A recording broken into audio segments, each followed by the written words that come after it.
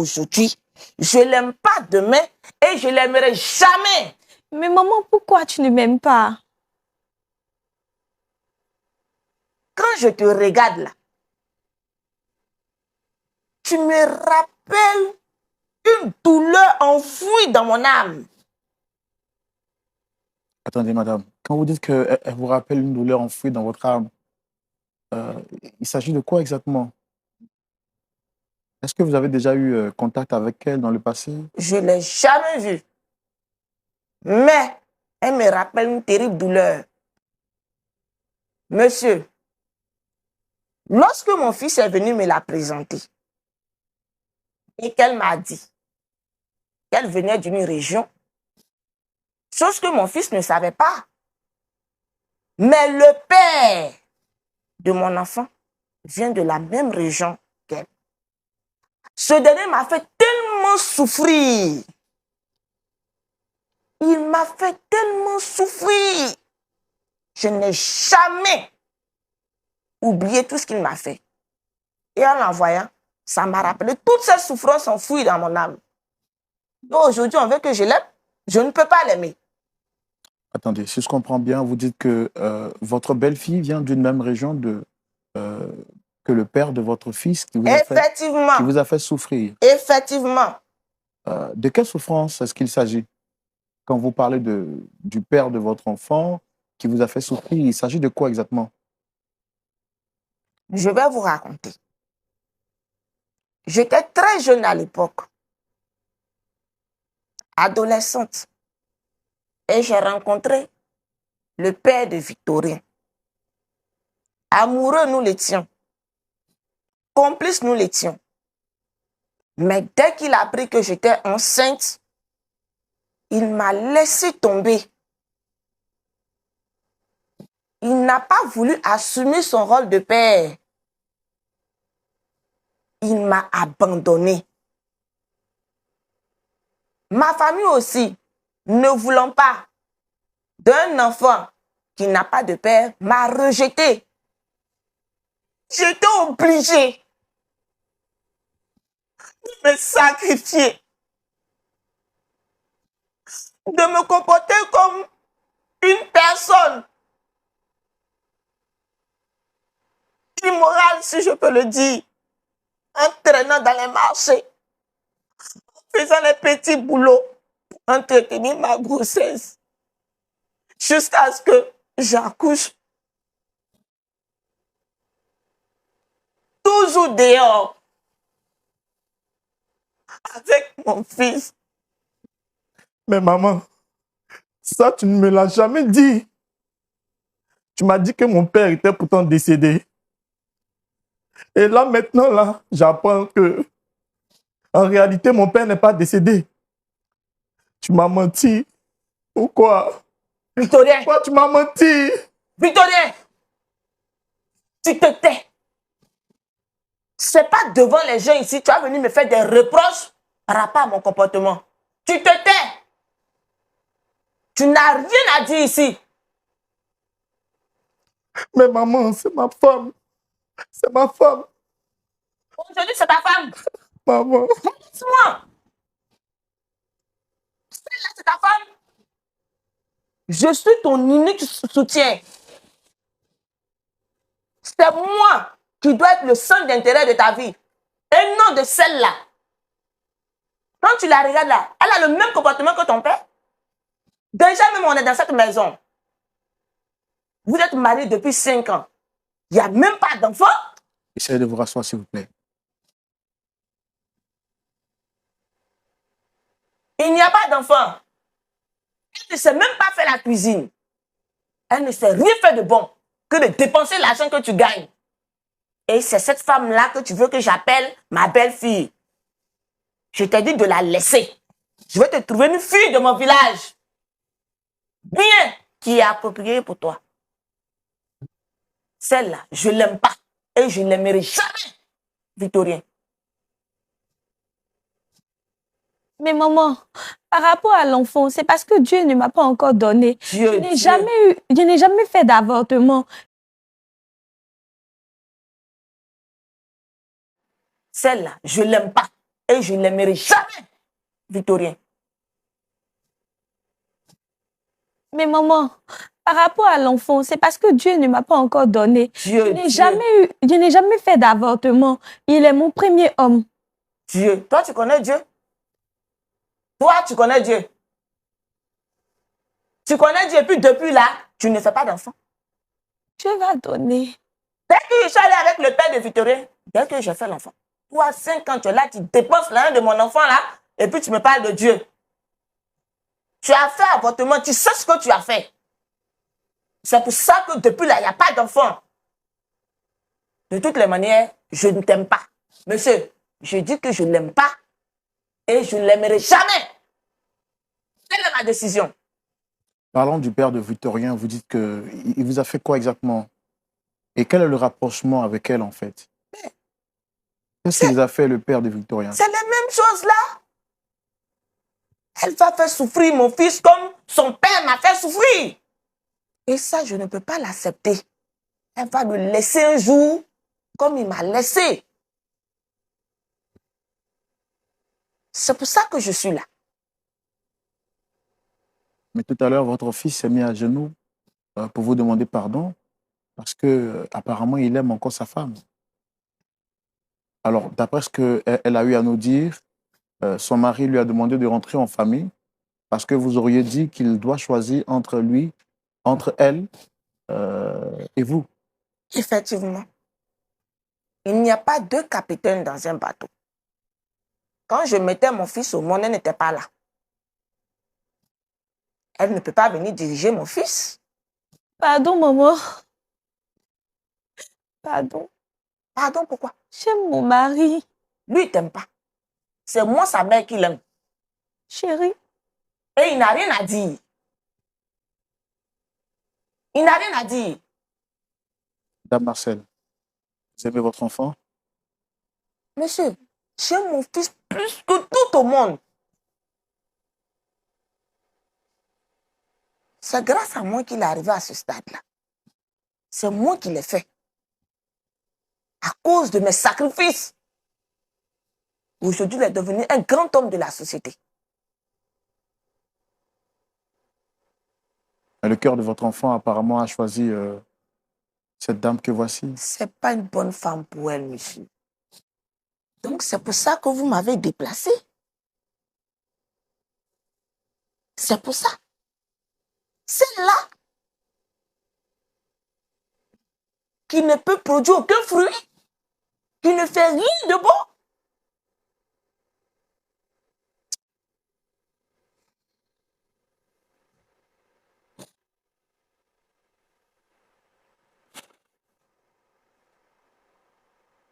Victorien. Monsieur Victorien. Monsieur. Pourquoi vous avez demandé à votre épouse de quitter la maison?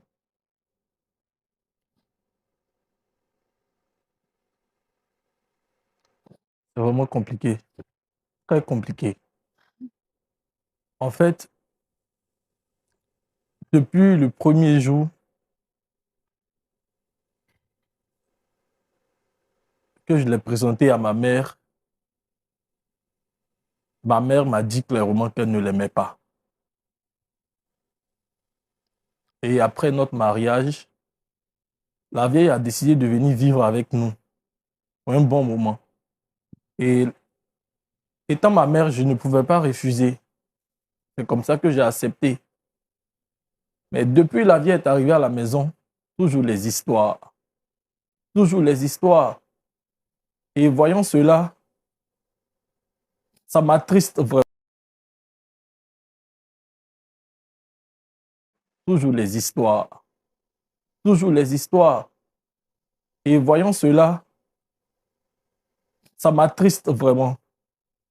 Elle, c'est ma mère. Je ne peux pas accepter que ma mère se dispute avec ma femme.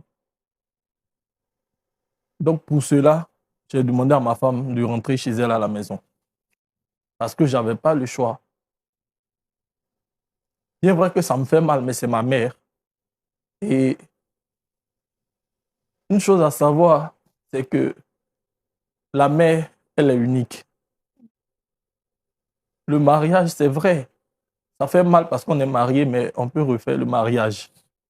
Mais ma mère, c'est tout ce que j'ai sur terre. Chérie, tu veux refaire notre mariage?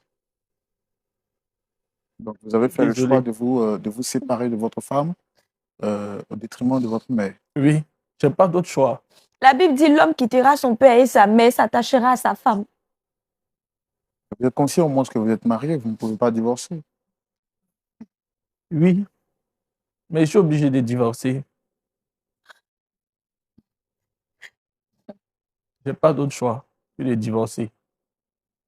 Parce que je peux pas rester avec une femme que ma mère n'aime pas. Mais vous le saviez avant de vous marier? Oui ou non? Oui, en fait, je l'ai fait parce que je me suis dit qu'à la longue, ça pouvait changer. Et vu la tournure que ça prend, je pense qu'il est préférable qu'on se sépare de bon. Je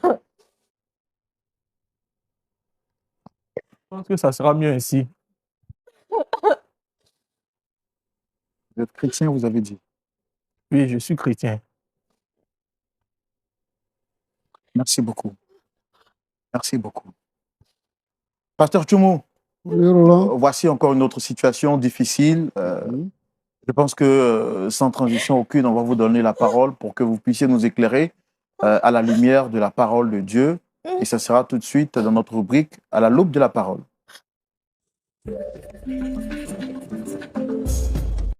Ok. Je voudrais vous saluer nos invités aujourd'hui. Je voudrais... La petite a dit qu'elle est venue pour qu'on puisse demander pardon à la maman de son époux. Et donc, en fait, c'est pour lui demander pardon qu'on est venu. Mais avant cela, je voudrais poser une question à monsieur. Monsieur, le nom là, c'est quoi? Monsieur Victorien. Victorien. Oui. D'accord. Victorien, la fille là, c'est ta femme. Oui, c'est ma femme. Vous êtes mariés comment? Le mariage là, vous avez fait ça comment? C'est quel genre de mariage? On a fait un mariage à 4. À 4? Oui. À la mairie? Oui. C'est tout. Pourquoi? Parce qu'on s'est dit que, étant donné que ma mère ne l'aimait pas, on n'a pas trouvé utile de l'informer, en fait. D'accord. Ta mère ne voulait pas, donc vous ne l'avez pas informée. On ne m'a pas informé. Bon, maintenant, vous êtes mariés. Ça fait 5 ans. Oui. Elle dit que quand elle venait te marier, là, elle était vierge. Et tu l'as mariée à 4, en cachette. Maintenant, depuis 5 ans, là, tu as profité d'elle. Aujourd'hui, là, tu dis que ta mère dit que elle n'aime pas, donc tu vas divorcer. C'est ça? Oui, c'est bien cela. Au début, ta mère ne voulait pas, hein? Oui. Et puis, tu l'as mariée. Oui, je me suis dit qu'après, elle allait l'accepter. D'accord. Et puis maintenant, tu la laisses à qui? Quand tu la laisses là, tu la laisses à qui? Ça veut dire que tu as pris une fille qui n'a pas d'importance, quoi. Qui est sans importance. C'est une chose. Tu as pris, tu l'as utilisée, tu as fini, tu la jettes, c'est ça? Ta mère était là? Ta mère, elle n'était pas là. Si elle était là. Et puis tu allais la marier en cachette. Pourquoi tu ne veux pas assumer? Pourquoi tu ne veux pas assumer? Donc, tu vas la laisser comme ça. Hein? Attends. Ce que tu dis là, tu penses ça vraiment? Quand tu dis que tu es obligé de divorcer là, tu penses ça vraiment? Ma mère.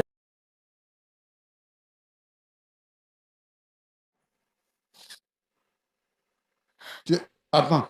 Ce que tu dis là, tu penses ça vraiment? Quand tu dis que tu es obligé de divorcer là, tu penses ça vraiment? Ma mère a été tout pour moi. D'accord. Merci beaucoup. Dame Marcel. Oui, monsieur. Ça va? Je vais bien. Ah ben, vraiment, tu es bien conservé. Quand Ouais. tu regardes, on pense que tu es à côté de ton frère alors que c'est ton fils. Je l'ai eu très jeune. Très jeune. D'accord? Tu as eu d'autres enfants après lui? Non, c'est mon seul fils. Ah. Tu n'as pas envie de faire 12 enfants. Pour le moment, là, ça ne m'intéresse pas. D'accord? Tu es marié? Non, Mais il y a quand même quelqu'un dans ta vie. non. Donc, depuis que tu as eu l'enfant là, c'est fini, tu ne veux plus avoir affaire à garçon. C'est ça. Mais la petite là, elle t'a fait quoi? Celle qu'il a pris pour femme là, elle t'a fait quoi? Pasteur, Oui. je n'aime pas sa tête. Elle me plaît Elle n'est pas. pas la sœur de celui qui t'a laissé. Ce n'est pas sa sœur. Elle n'est pas membre de sa famille. Ce n'est pas elle qui t'a fait du mal. Elle est innocente. Elle ne sait même pas qu'il y a une histoire comme ça qui est arrivée. Comment tu peux te lever comme ça pour dire que je ne l'aime pas? Elle t'a rien fait. C'est ta fille aussi. Ton fils, il ne va jamais se marier. Pasteur, elle va se marier avec la femme que j'aurais décidé. Toi-même, tu n'as pas de mari. Et c'est toi qui vas choisir femme pour donner à quelqu'un qui veut se marier. Lui, il a déjà fait son choix. Toi, tu as fait son choix. Et tu penses que le choix que tu as fait là, il sera judicieux. Il va aimer cette femme-là que tu vas lui donner. Madame, Oui, pasteur. moi, je veux que tu vides ton cœur de la haine qu'il y a dedans. Que tu vides ton cœur. Tu es chrétienne? Oui. Tu es sûre? Oui, pasteur, je suis chrétienne. Depuis combien de temps? Il y a longtemps, hein? Il y a longtemps, hein? Hum. Mais le Seigneur Jésus dit de nous aimer les uns les autres, non? Ça n'est pas dans ta Bible. C'est dans ma Bible. Mais tu dis, je ne l'aime pas. Donc, tu es une chrétienne qui ne respecte pas la parole de Dieu?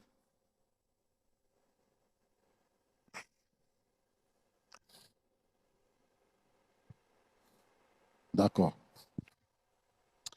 Moi, je veux dire ici que la petite là, ce n'est pas de sa faute. Ce qui est arrivé dans le passé là, ce n'est pas de sa faute. Ton fils a eu tellement peur de toi qu'il a été obligé d'aller se marier en cachette. Il ne s'est même pas marié à la mairie. Donc, tu dois comprendre que ton fils, il t'aime, il te considère. Mais tu dois aussi accepter que ton fils soit heureux. C'est-à-dire que ton fils a des désirs qui ne sont pas tes désirs.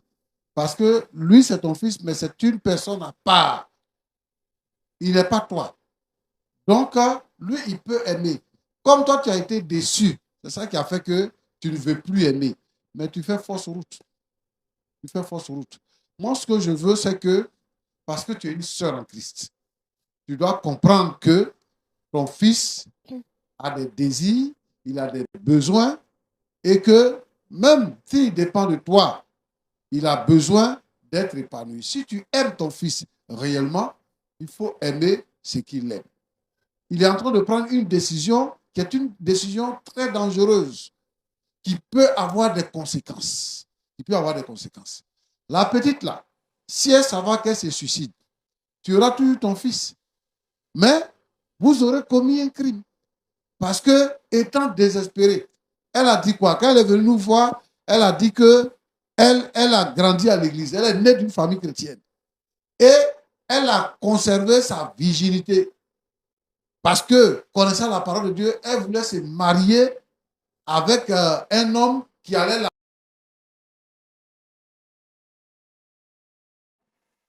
Ton père n'a pas accepté. Ta maman a accepté. Ta maman n'a pas accepté. Non. Quand on vous parle, vos oreilles sont bouchées. Tu vois ce qui t'arrive? Ce qui t'arrive là, tu vois ça? À ton avis, tu mérites ça? Hein? Non. Oui, quand vous apprenez foyer, mariage là, c'est fini, vous n'avez plus la tête. Roland, beaucoup de nos jeunes dans l'église, là, les filles, là, quand ils apprennent mariage, c'est fini, hein? Elles sont capables d'aller marier un païen pour dire que oui, le Seigneur va changer la situation. C'est ça, elle a dit. Elle dit que je pensais que quand on va se marier, ça va changer. Lui aussi, c'est la même chose. Il dit. Maintenant, ça n'a pas changé. Vous venez pour dire que vous allez divorcer. Vous n'allez pas divorcer. Dans ma scène, je veux que toi et moi, on puisse accepter que les enfants là, restent ensemble. Ce qui ne te plaît pas là, il faut dire, elle va changer ça. Mais il faut l'accepter.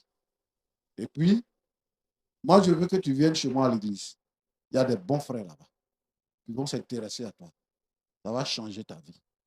Que Dieu vous bénisse. Merci beaucoup, pasteur Tchoumou. J'ai vraiment aimé l'intervention de mon pasteur, le pasteur Sagesse, Marcel. Oui, monsieur. Je pense qu'on a écouté tous religieusement les conseils du pasteur. Il a dit, votre belle-fille est dans le processus de réconciliation pour vous demander pardon. Elle n'est pas venue ici pour vous exposer. Donc, après ce que le pasteur vient de dire, vous avez quelque chose à dire?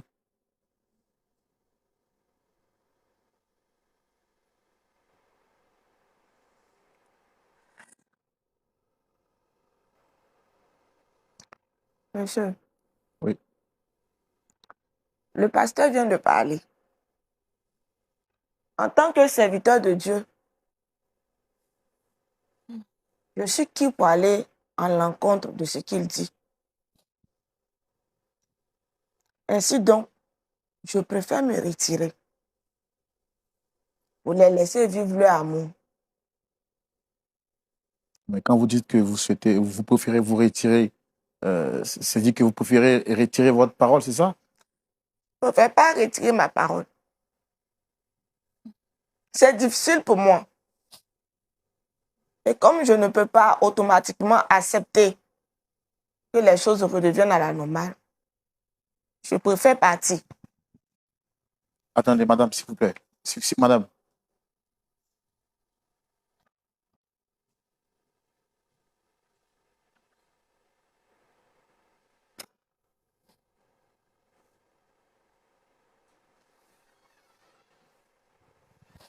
Monsieur, je vais devoir partir. Non, non, s'il vous plaît. Chérie. S'il vous plaît. S'il vous plaît. N'allez pas vous retirer, vous aussi. Pasteur Tchoumou. Oui. On aurait bien voulu terminer en beauté, mais on voit que les choses se compliquent. Je sais que vous avez la sagesse de Dieu. Pourquoi pas pour continuer. On pourra peut-être les recevoir pour une deuxième fois. Vu que la mère, qui est le nœud du problème aujourd'hui, nous a quittés là sur le plateau. Elle est partie parce qu'elle dit qu'elle ne peut pas accepter que son fils se remette avec sa belle-fille parce qu'elle ne l'aime pas. Bon, moi, je veux dire deux choses. La première chose, c'est que la façon dont ils se sont mariés, c'est un faux mariage. Et je m'étonne même que le pasteur n'ait pas eu de réaction par rapport à ce qui s'est produit et qu'on les laisse vivre ensemble. Je m'étonne. Aucun de leurs parents n'est d'accord à ce mariage. L'Église n'a pas été impliquée dans ce mariage. Comment voulez-vous que l'Église puisse trancher dans ce problème? C'est un problème qui est compliqué. Et lui-même, il n'est pas un homme, il n'est pas responsable, c'est un bébé. Il est en train de dire quoi? Que lui, il est obligé de faire la volonté. Sa mère s'est levée là. Il est terrifié. Il veut se lever pour partir. Est-ce qu'un homme comme ça peut se marier? Vraiment, certainement, on aura l'occasion, en dehors du plateau, de pouvoir discuter de ces problèmes-là avec cette dame-là, avec cette famille-là. Mais ce que je vais dire ici, je vais donner comme conseil, c'est de dire aux jeunes chrétiens qui sont dans nos assemblées, le mariage n'est pas une fin en soi. Dieu a dit qu'il n'est pas bon que l'homme soit seul. Mais je veux dire que il y a quelque chose qu'on fait pour respecter la volonté de Dieu. Donc, on ne se lève pas comme ça pour aller dans le mariage. Quand on se marie là, c'est pour toute la vie. Quand on n'est pas dans les règles du mariage, c'est comme ça que ça se termine. Donc, je voulais interpeller tous les jeunes. Avant de se marier, il faut qu'ils aient l'accord de leurs parents. Et qu'ils ne se marient pas à 4. Qu'ils acceptent d'être mariés. Si les parents ne sont pas d'accord, si les deux parents, si les parents de la femme, les parents de l'homme ne sont pas d'accord, ils doivent prier. Si ça persiste, ils doivent arrêter. Ils ne sont pas obligés de se marier. Parce que quand ils se marient, c'est des problèmes. Donc, c'est ce que je veux dire. Mais je vais aussi dire à toutes les mamans des maris d'essayer de comprendre leurs enfants. La dame